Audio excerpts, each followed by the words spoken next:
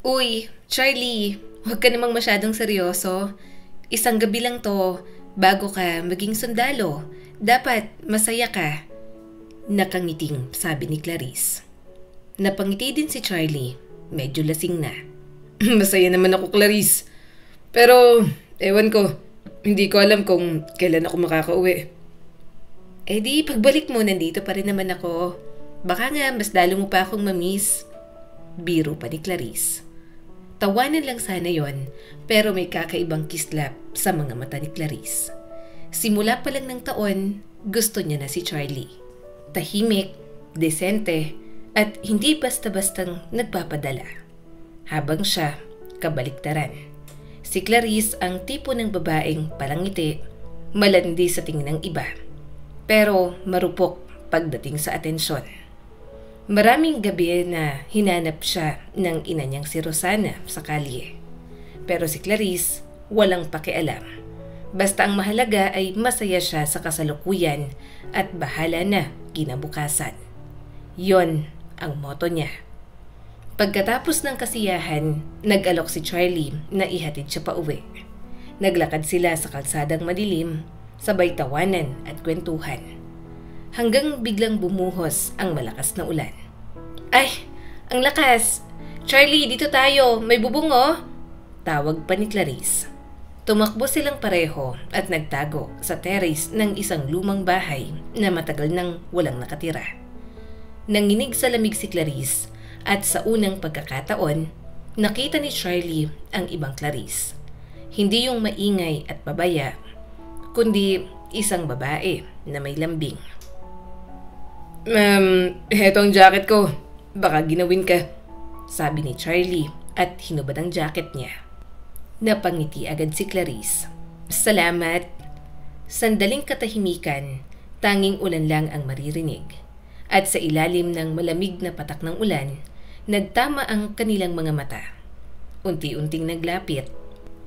Hanggang sa ang gabing yon, sa terrace ng lumang bahay, doon nagsimula ang lahat. Isang halik na sinundan ng mga bagay na hindi na nila mababawi pa. Kinabukasan, aalis na si Charlie. At si Clarice, gising na gising, hindi lang sa sigla ng alaala, kundi sa pakiramdam ng isang bagong yugto na hindi niya alam kung magiging masaya o masakit ang dulo. Makalipas ang gabing hindi malilimutan, muling natauhan si Charlie. Bumigat ang loob niya sa mga nangyari. Hindi dahil sa pagsisisi, kundi dahil hindi niya alam kung paano haharapin si Clarice. Clarice, pasensya na kagabi ah. Medyo naparami yata ako ng ininom, sabi ni Charlie. Marahang napangiti si Clarice. Okay lang yon. Alam mo, kahit ano pang sabihin ng iba, masaya ako kagabi. Tumingin siya sa mga mata ni Charlie at sa tinig na halos pabulong, sinabi niya ang mga salitang hindi niya pa nasasabi kanino man. Mahal kita, Charlie. Ihintayin kitang bumalik kahit gaano katagal. Nagulat naman si Charlie, pero may ngiti sa mga labi nito. Totoo ba yan, Clarice? Oo, kasi tayo na. Simula ngayon, tayo na at magpakailanman. Ngumiti si Clarice, puno ng tuwa, para bang siya ang pinakamaswerteng babae sa mundo. At ngayon nga, nagising siya ng maaga, punong-puno ng sigla. Isinuot niya ang pinakabagong bestida, inayos ang buhok at ngumiti sa salamin. Aba, ang ayos mo naman, iha. Saan ka pupunta?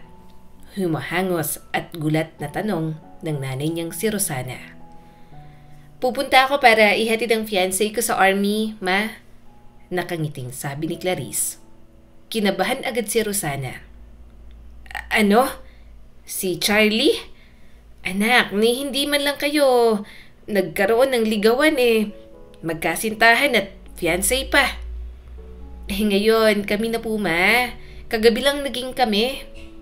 Hindi na nakapagsalita si Rosana. Tila hindi alam kung matatawa o maiinis. Tumakbo palabas si Clarice, dala ang tuwa at pagmamahal sa puso. Sa tapat ng barangay hall, Nagtipon ang mga tao para magpaalam sa mga kabataang lalaki na tutungo sa training para maging sundalo. Nandoon si Charlie, nakapila sa harap, bit-bit ang maliit na bag at nakatayo sa tabi ng kanyang mga magulang. At nang makita niya si Clarice, hindi siya nagdalawang isip. Tumakbo siya palapit at mahigpit na niyakap ang dalaga.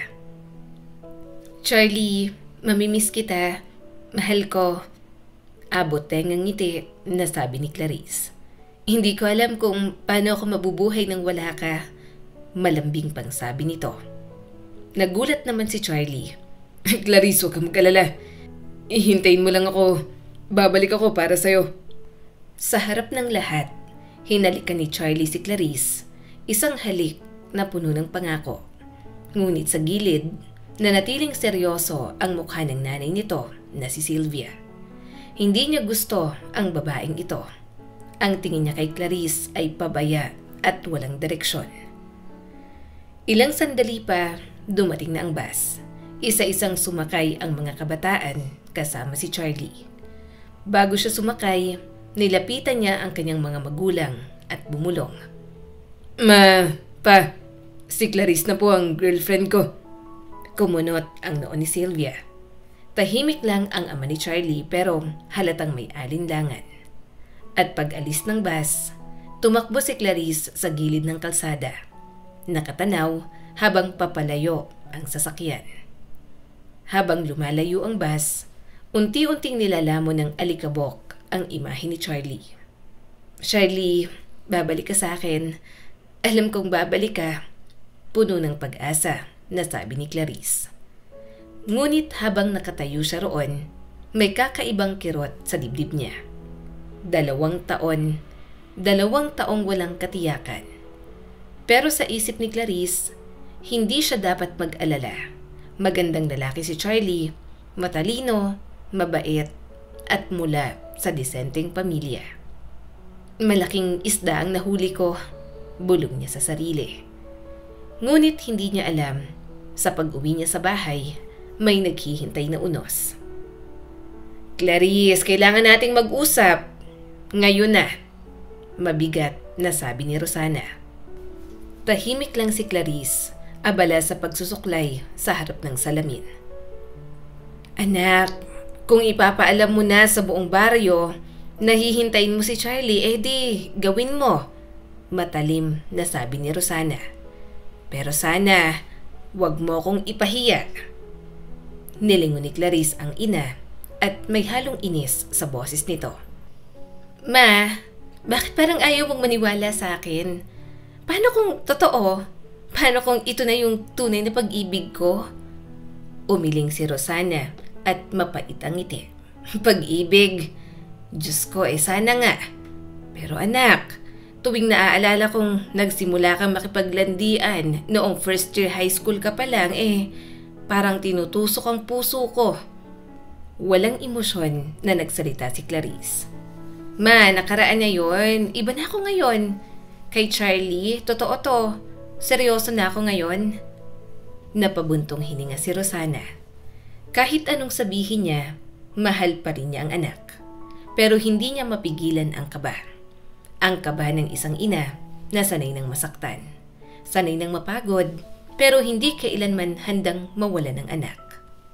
Matagal nang pumanaw ang asawa ni Rosana. Namatay ito sa isang aksidente sa motorsiklo. 2 taong gulang pa lamang si Clarice noon. At mula noon, mag-isa niyang itinaguyod ang anak. Naglalabada, naglilinis ng bahay ng iba, nagbenta ng gulay sa palengke. Ngunit habang tumatanda si Clarice, tila mas lumalayo siya sa kanyang ina. Walang pasasalamat, walang konsiderasyon. Ang gusto lang niya, siya at kalayaan. Ngunit ngayon, may mas mabigat pang kinikimkim si Rosana. Matagal nang inarekomenda sa kanya ng doktor na magpa-opera sa puso. Pero saan siya kukuha ng pera? Kaya tinitiis niya ang lahat. Sakit ng dibdib, pagod, at ang problema ng anak. Lumipas ang mga linggo habang wala si Charlie. Si Clarice naman ay nagkunwaring asawa na ng sundalo. Maayos ang bihis, magalang magsalita, at madalas makitang bumabati ng may ngiti sa mga magulang ni Charlie. Hanggang isang araw, isang kakaibang pakiramdam ang gumising sa kanya.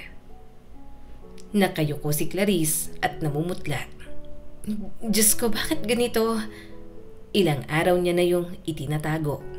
Hindi siya pumunta sa doktor dahil natatakot siya. Pinilit niyang paniwalain ang sarili na baka stress lang o sipon. Pero habang lumilipas ang mga linggo, hindi na maitatago ang totoo. Nang mapansin ni Rosana ang pagbabago sa kilos ng anak, agad niya itong hinarap. Clarice, may gusto ka bang sabihin sa akin? Mariing boses at nanginginig na tanong ni Rosana. Umiwas ng tingin si Clarice at halos pabulong na sumagot. Ma, buntis po ako? Sandaling natigilan si Rosana. Ang dibdib niya'y parang tinusok ng libo-libong karayom. Hindi siya agad nakapagsalita. Tanging luha lang ang gumuhit sa kanyang pisngi. Anak, paano mo nagawa to? Wala man lang kasal? Wala man lang katiyakan? Mabigat ang tinig na sabi ni Rosana. Mahal ko siya, ma. At babalikan niya ako. Nangako siya. Pagtatanggol ni Clarice sa kanyang sarili. Umiling si Rosana. Anak, ang pangako madaling sabihin, pero hindi lahat ng umaalis ay bumabalik. Kahit takot, pinilit ni Clarice na lakasan ang loob. Sumulat siya ng liham kay Charlie. Isang liham na naglalaman ng pinakamatinding katotohanan na kailangan niyang harapin. Mahal kong Charlie, huwag kang mabibigla, pero magiging tatay ka na. Hindi ko alam kung paano ko ito sasabihin ng personal, kaya isinusulat ko na lang, hihintayin kita, hindi ko ito pagsisisihan. At matapos niyang isulat ang liham, nagtungo siya sa bahay ni na Charlie. Bit-bit ang kaba, pero may lakas ng loob. Oh, Clarice, bakit ka nandito? Mahina ngunit malamig na tanong ng nanay ni Charlie. Tita Sylvia, gusto ko lang pong ipaalam na buntis po ako. Anak po ni Charlie. Sandaling katahimikan. Tiningnan siya ni Sylvia mula ulo hanggang paa at bahagya siyang sinimangutan. Anak ni Charlie ang sabi mo? Matigas ang tinig na tanong ni Sylvia. Tingnan lang natin. Kapag nanganak ka at pagbalik ni Charlie, siya mismo ang magpapasya kung totoo yung sinasabi mo. Sa halip na yakapin at tulungan, malamig na ang mga salita ang sumalubong kay Clarice.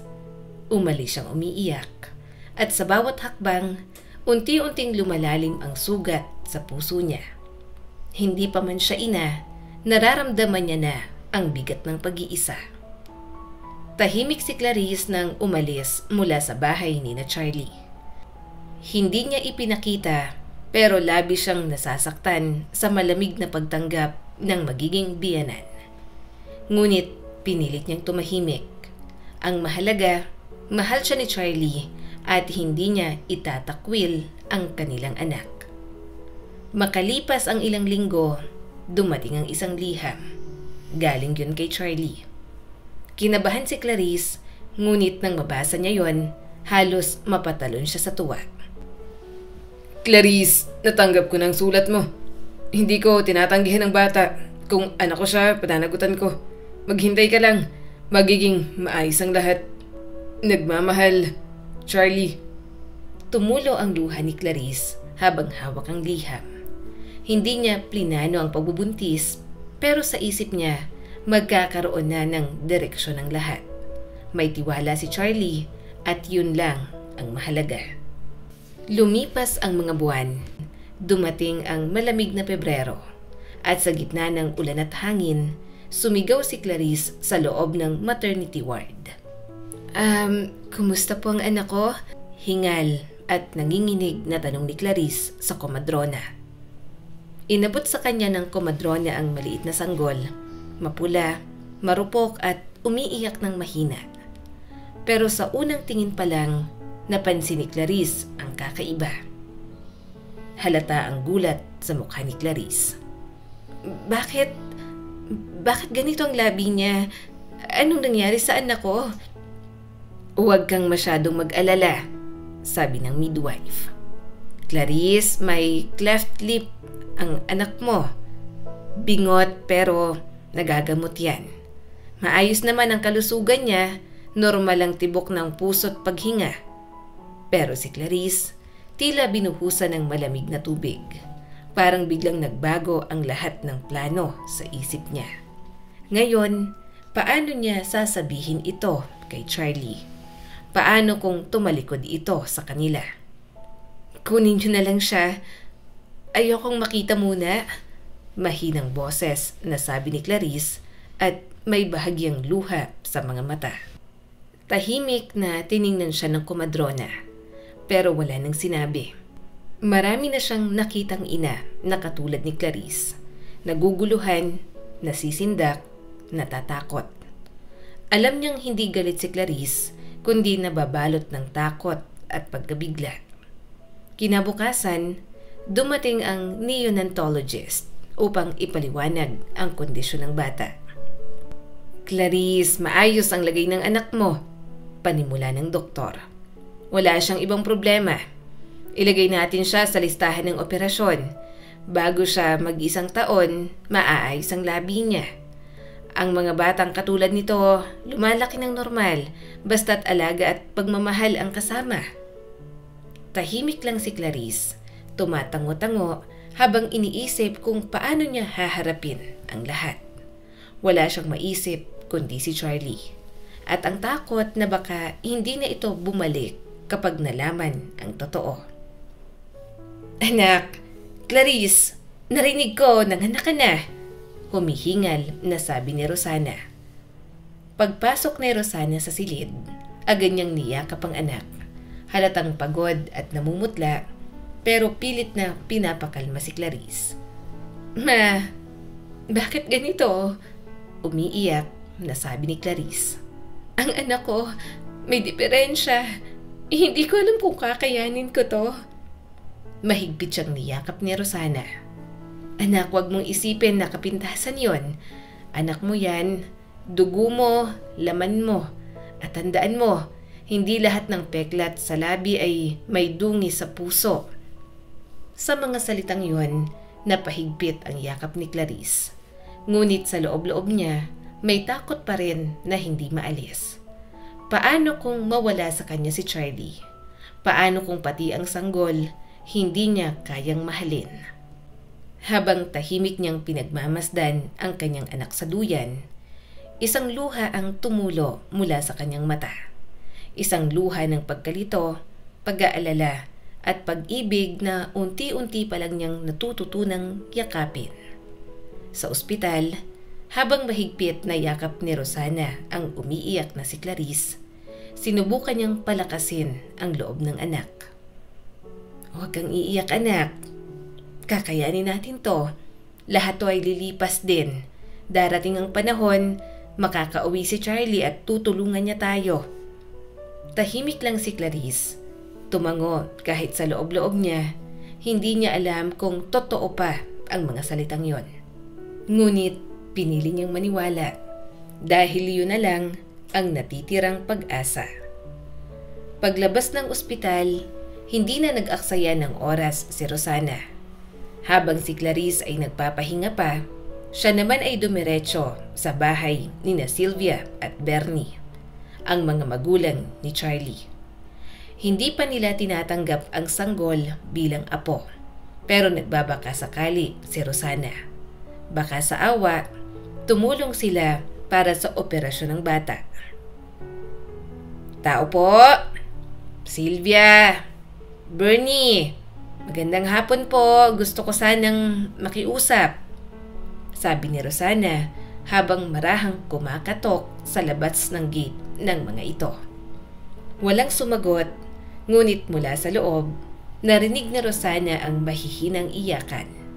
Nagtaka siya, Dahan-dahan siyang lumapit sa bukas na bintana at sumilip.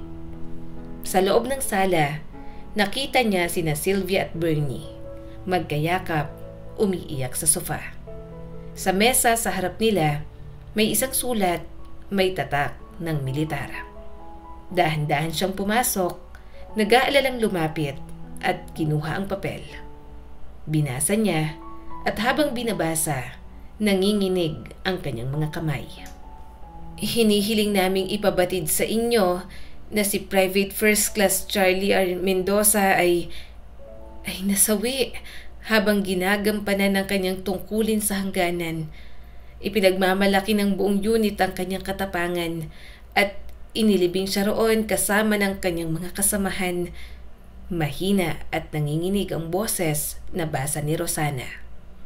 Nabitiwan niya ang papel, parang gumuho ang mundo niya ng sandaling yon.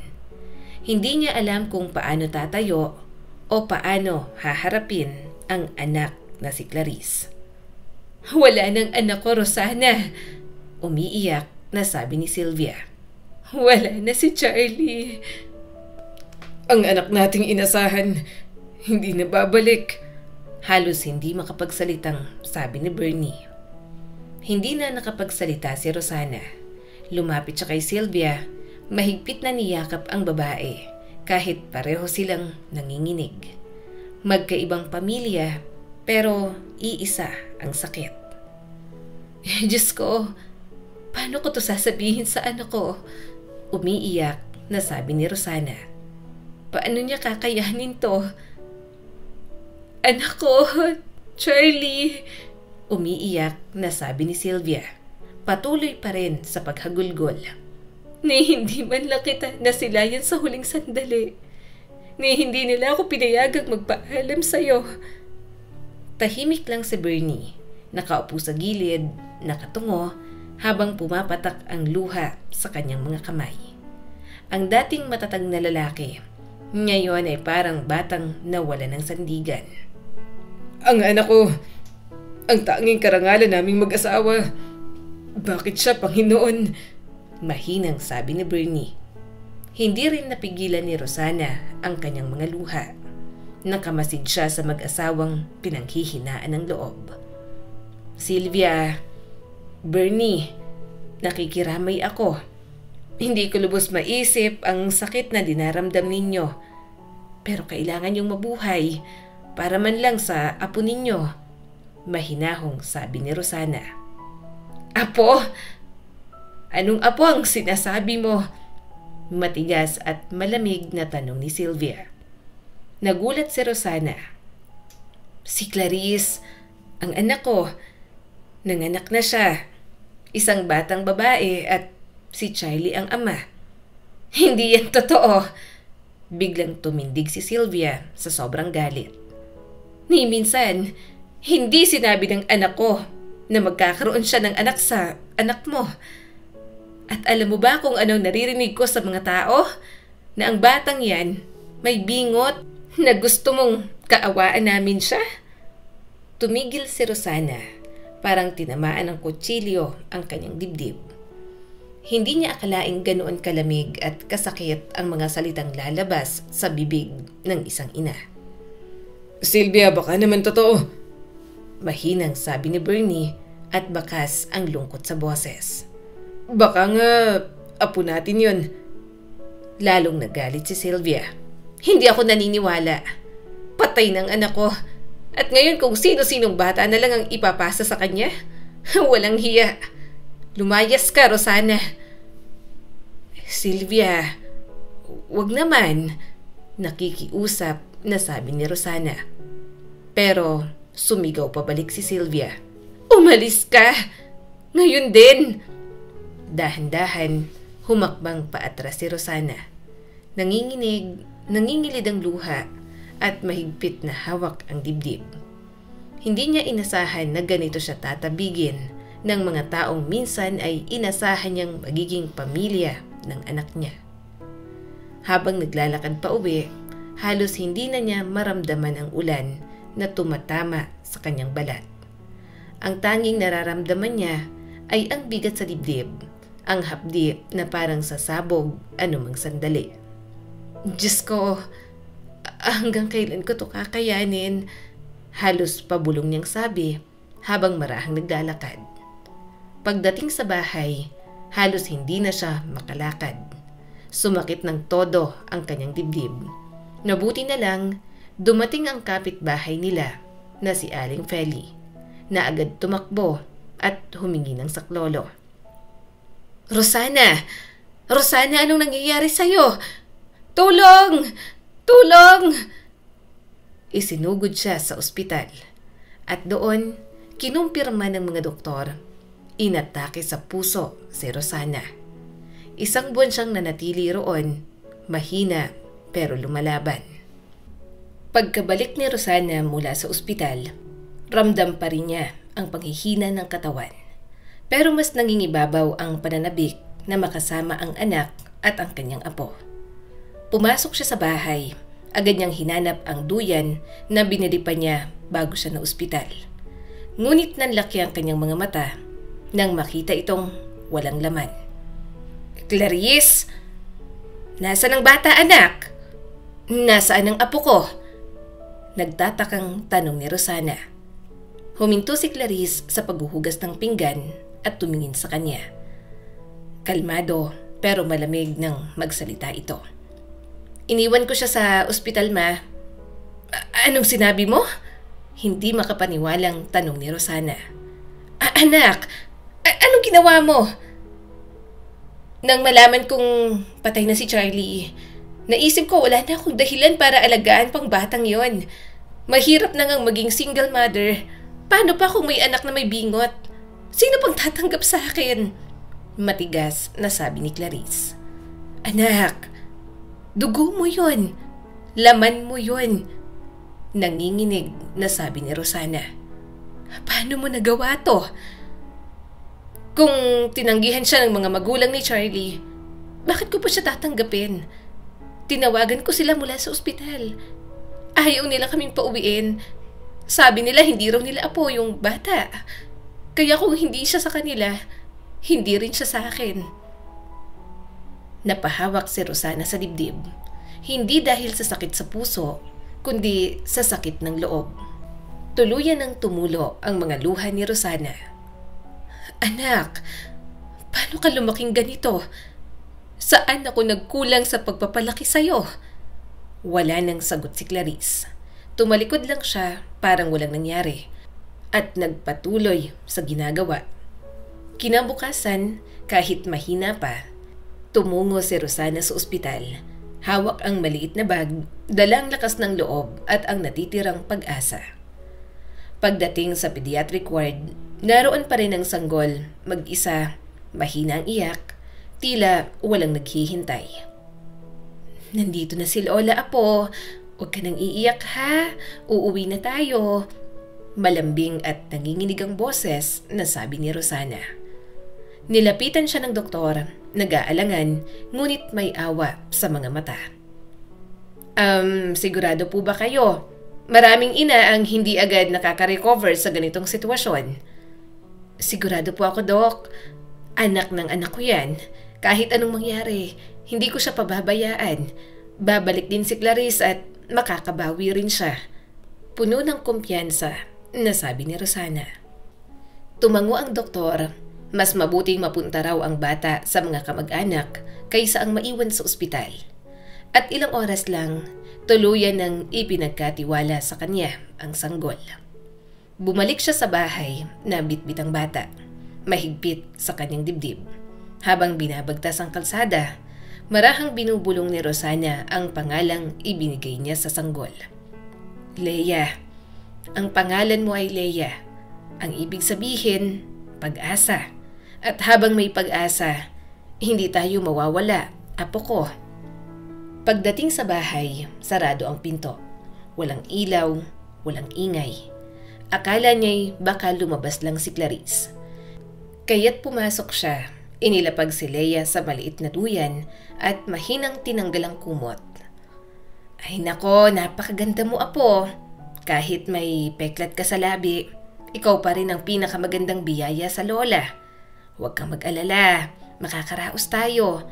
Kakain ka, matutulog at mamayang gabi mahimbing kang mahihiga sa tabi ko. Habang inaalagaan niya ang bata, panay ang silip ni Rosana sa orasan. Lumalalim na ang gabi, ngunit hindi pa rin umuuwi si Clarice. May kaba sa puso ni Rosana. Tahimik niyang hinaplos ang noo ng apo at bumulong. Sana bumalik pang nanay mo. At sa gabing yon, habang natutulog si Leia sa tabi ng lampara, isang ina ang naghintay. At isang lola ang patuloy na nagmamahal kahit wala ng ibang nagmamahal pabalik. Isang hapon, habang pinapatulog ni Rosana si Leia, dumating ang kapitbahay niya na si Aling Marta. May dalang balita, isang balitang parang bakal na tumusok sa puso ng matanda. Rosana, huwag kang mabibigla. Nakita ko si Clarice doon sa may bus stop. May bitbit na maleta. Anong sabi mo? Umalis si Clarice. Saan siya pupunta? Nalulumbay na tanong ni Rosana. Sumagot naman ang kapitbahay niyang si Marta. Sabi niya, aalis na raw siya habang buhay. Sinubukan ko ngang pigilan.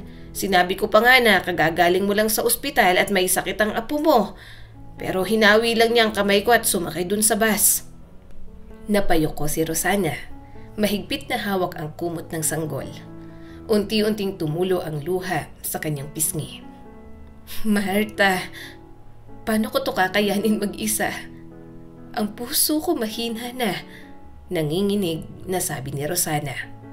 Huwag kang mawalan ng pag-asa, Rosana. Marami pa ring mabubuting tao sa mundo. Kaya natin to. Tutulungan kita. Tutulungan ka namin. Yumakap si Rosana kay Martha. Walang salitang nakapagpapawi ng sakit ng ina na iniwan. Ngunit sa yakap na yon, may kaunting ginhawa at bahagyang lakas. Mabilis na lumipas ang 20 taon. At sa loob ng panahong yon, hindi na muling bumalik si Clarice sa baryo. Walang sulat, walang tawag, walang balita. Lumipat siya sa Maynila, dala ang huling ipon ng kanyang ina. Nang gabing yon na umalis siya, sinimulan niya ang panibagong buhay. Isang buhay na puno ng ilusyon, lalaki at pagkakamali. Sa simula, nagrenta siya ng maliit na apartment sa Quiapo. Nagtrabaho bilang waitress sa isang bar at doon niya nakilala ang isang lalaking matipuno at mapang-akit. Isang lalaki na nangakong pakakasalan siya. Pero gaya ng iba, ang pangako ay naglaho kasabay ng putok ng baril. Isa pala itong kriminal at napatay sa rambulan. Hindi nagtagal, nakahanap siya ng iba. Isang may asawang negosyante. At sa loob ng ilang taon, sinustentuhan siya nito hanggang sa isang araw ay naglaho rin. Bumalik sa asawa at lumipad patungong Amerika. Iniwan si Clarice na walang pera, walang tahanan. Muling sumubok si Clarice, ilang lalaki pa, ilang pangakong walang katotohanan, hanggang sa makilala niya ang isang mayamang byudo. Binigyan siya ng kondo, mga alahas at luho. Ngunit gaya ng lahat ng bagay, nagwakas din yon. Namatay ang lalaki at ang mga tagapagmana nito kinuha ang lahat. Maging ang apartment ay kinuha rin sa kanya. Ngayon, muling nagsimula si Clarice mula sa wala. Wala ng pera, wala ng kaibigan, wala na ring Mr. Right na umaalalay sa kanya. Kaya naman, napilitan siyang tanggapin ang trabahong dati niyang tinatawanan. Nagtrabaho siya bilang waitress sa isang maliit na kainan. Bit-bit ang tray, naglilinis ng mesa, at sa bawat salamin na kanyang nadadaanan, nakikita niya ang sarili. Ang babaeng minsan ay naghangad ng marangyang buhay, ngunit ngayoy nababalutan ng pagod at pagsisisi. Paano kaya si Mama? At yung batang yun, malungkot na bulong ni Clarice sa sarili. Mahina ang puso ni Mama noon pa. Siguro nasa langit na siya ngayon. At sa unang pagkakataon sa loob ng 20 taon, Nakaramdam si Clarice ng konsensya. Ngayon niya lang naisip kung gaano siya naging malupit, kung gaano siya nagkamali. Hindi niya inisip ang anak na iniwan niya noon. Hindi niya binigyan ng halaga ang tanging taong tunay na nagmamahal sa kanya, ang kanyang ina. At sa gabing yon, habang nakaupo sa labas ng kainan, tumingala siya sa langit at pabulong na nagsabi, "Ma, patawarin mo ako." Pag-uwi niya, napagpasyahan niyang bumalik sa baryo. Kahit libingan na lang ng ina, gusto niyang makita. Kinabukasan, nagpaalam siya sa pinagtatrabahuhan. Magbabakasyon daw, ang sabi niya. Pero sa totoo lang, alam niyang yun na ang paglalakbay ng isang babaeng gustong itama ang kanyang nakaraan. At sa unang pagkakataon, umuwi si Clarice. Hindi bilang mapagmataas na dalaga, kundi bilang isang pagod at basag na kaluluwang nagbalik upang humingi ng tawad sa mga iniwan niya. Ang biyahe pa uwi ay tila walang katapusan. Habang nakatanaw si Clarice sa bintana ng bus, paulit-ulit niyang iniisip ang mga tanong na bumabagabag sa kanya. Buhay pa kaya si Mama? Patatawarin niya kaya ako? Pagbaba niya sa terminal, napahinto siya. Ang baryo na minsang iniwan niya sa kahirapan ay halos hindi niya na makilala. May mga sementadong kalsada na ngayon, may malalaking bahay na dibakod, at ang dating putikan na daan papunta sa kanilang bahay ay may maayos ng bangketa. Tahimik siyang naglakad mula sa bus stop. Dala ang lumang bag at mga alaala ng kabataang puno ng pagkakamali. Ang laki ng pinagbago, pero bakit parang ako lang ang naiwan sa lumang panahon? Mahina niyang bulong sa sarili. Pagdating niya sa bahay nila, napahinto siya. Ang bahay nila ay nakatayo pa rin. Tila pagod na sa paglipas ng panahon. Sa tabi ng mga bagong bahay, ito'y mukhang banyaga. Lumang pintura, sirang bubong, at saradong mga bintana. Siguro wala na nga si Mama, malungkot na sabi ni Clarice. Napagpasyahan niyang pumunta sa sementeryo. Doon na lang daw siya magpapaalam bago bumalik sa syudad sa huling pagkakataon. Ngunit pagdating niya sa sementeryo, may nakita siyang dalawang tao sa tabi ng isang sariwang puntod. Isang matandang babae at isang dalagang nag-aayos ng mga bulaklak sa paso. Lumapit si Clarice, nag-aalangan. Hanggang sa biglang nanlamig ang kanyang katawan. Ang matandang babae na yon, ang paraan ng pagkilos, ang boses na narinig niya nang marahan itong nagsalita. Clarice? Napatigil siya. Hindi siya makapagsalita. Ang matandang babae ay si Rosana, ang kanyang ina. Buhay pa, payat, nanginginig, ngunit buhay. Ma? Ikaw ba yan? Ngumiti si Rosana. Malungkot ngunit totoo, at dahan-dahang naupo sa bangkong malapit sa puntod. Oo, anak. Ako nga. Matagal mo na rin akong pinaghintay. Sa tabi ng puntod ay nakatayo ang dalagang may maamong mukha at malamlam ang mga mata. Tumigil ito sandali, nag-aalala sa matanda. Lola, ayos ka lang po ba? Ayos lang, apo. Sige, mauna ka na. May kakausapin lang si Lola sandali. Tumango ang dalaga. Nagtatanong ng tingin kay Clarice at saka tumalikod papalayo. Naiwan si Rosana at Clarice na magkaharap. Dalawang babaeng pinaglayo ng panahon, ng kasalanan at ng mga sugat ng nakaraan. Tahimik, tanging hangin at mga ibon lang ang naririnig. Ma, yung babae kanina, siya ba? Mahinang tanong ni Clarice at nanginginig ang boses. Oo, anak. Siya si Leia, ang anak mo. Ang batang iniwan mo noon sa ospital. Ang batang tinanggihan mo.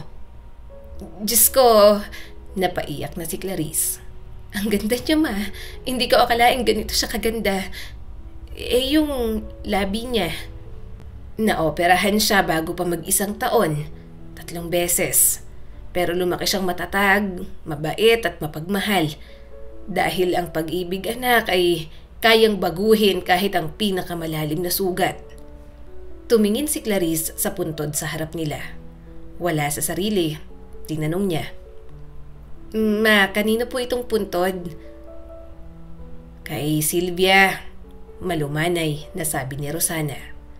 Sa huli ay nagkaayos din kami. Sila ni Bernie ay tumulong sa akin na palakihin si Leia. Kaya kung titingnan mo ngayon, lahat ng hindi mo nagawa ay nagawa naming lahat para sa apo ko. Umiyak na si Clarice. Nanginginig ang boses. Ma, patawarin mo ko. Tinakbuhan ko ang hirap. Iniwan ko kayo. Akala ko kasi doon sa syudad ay makakahanap ako ng mas maginhawang buhay. Pero wala. Puro kasinungalingan. Alam ko anak. Alam kong nasaktan ka rin sa pagkawala ni Charlie. Pero sana noon pa hinanap mo kami. Sana natutunan mong harapin ang sakit at hindi takbuhan. Puno ng kirot na sabi ni Rosana. Pero tingnan mo kami ngayon. Buhay kami anak. Si Leia ay bunga ng pag-ibig at hindi ng kahihiyan.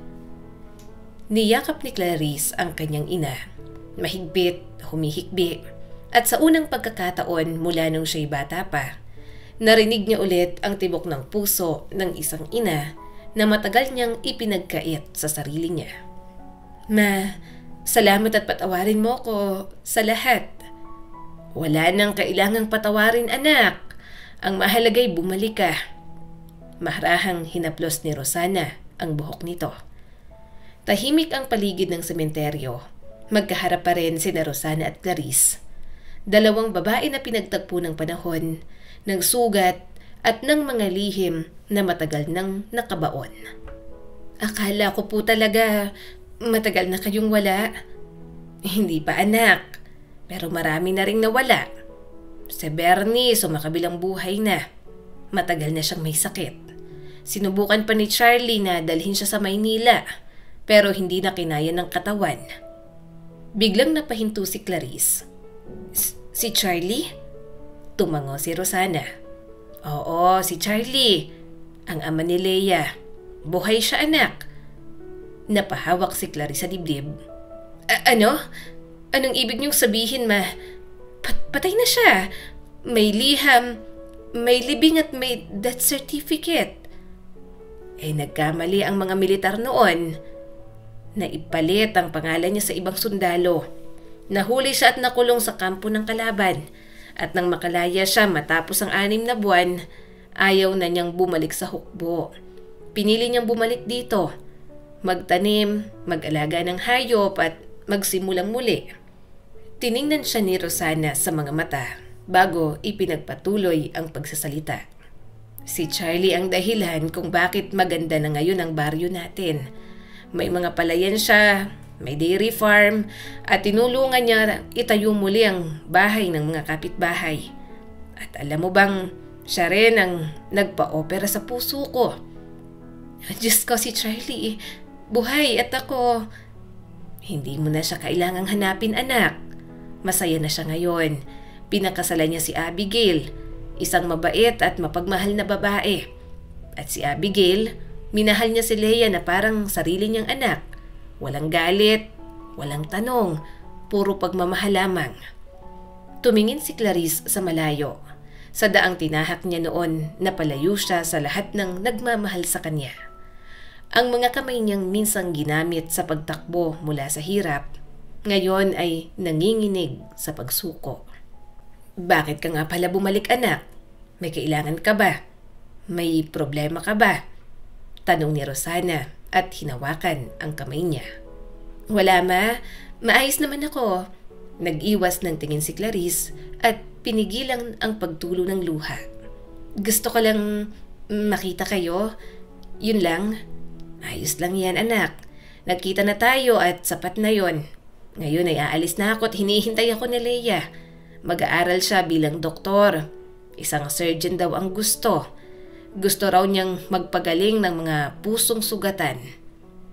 Tumayo si Rosana at sa huling pagkakataon, tiningnan ng anak. May lambing sa kanyang mga mata. Hindi galit, hindi paninisi, kundi awa at pag-ibig na walang hinihinging kapalit. Dahan-dahan siyang naglakad patungo sa gate kung saan naghihintay si Leia. "Lola, siya ba yun? Yung totoo kong ina?" Mahinang tanong ng dalaga. "Oo, apo. Siya yun. Ano pong gusto niya?" "Akala niya ipatay na ako. Pero ngayon, alam niyang buhay na ako ay sapat na yon. Halika na, apo. Naghihintay ang mama mo at si Daddy Charlie sa bahay." Naiwan si Clarice sa upuan, tulala habang ang hangin ay dahan-dahang humahaplos sa kanyang buhok. Parang binibilang ng oras ang bawat sandaling nawala sa kanya. Si Charlie, buhay. Si Leia, maganda, matalino at masaya. At ang nanay niyang si Rosana, buhay pa rin. Pero kabilang na sa ibang pamilya ang mga taong minsan niyang iniwan para sa sarili niyang kagustuhan.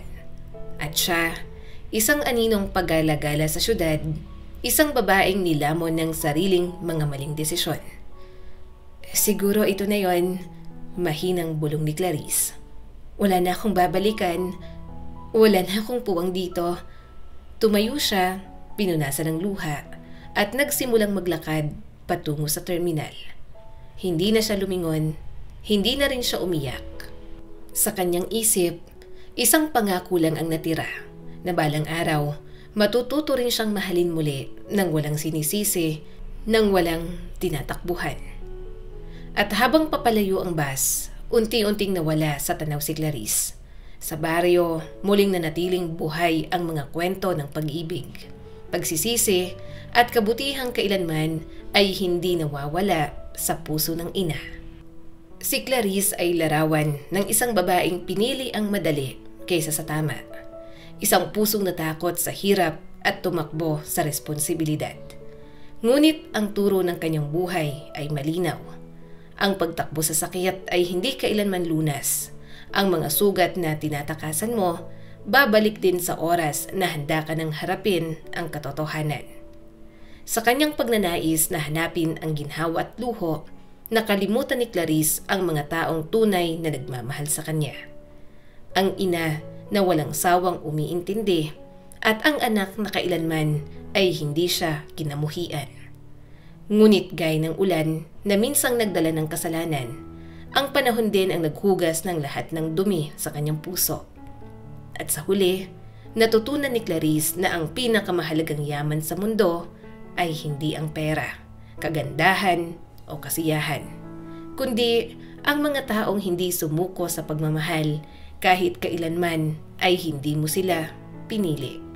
Ang kwentong ito ay nagpapaalala sa atin na maaari kang umalis sa lugar pero hindi mo kailanman matatakbuhan ang iyong konsensya. Ang pag-ibig ay isang ina at ang kapatawaran ng Diyos ay laging naghihintay kahit sa mga anak na nagkamali. Muli, ako po si Skylar Guro at sana'y may bago na naman kayong natutunan sa kwento natin ngayon. Maraming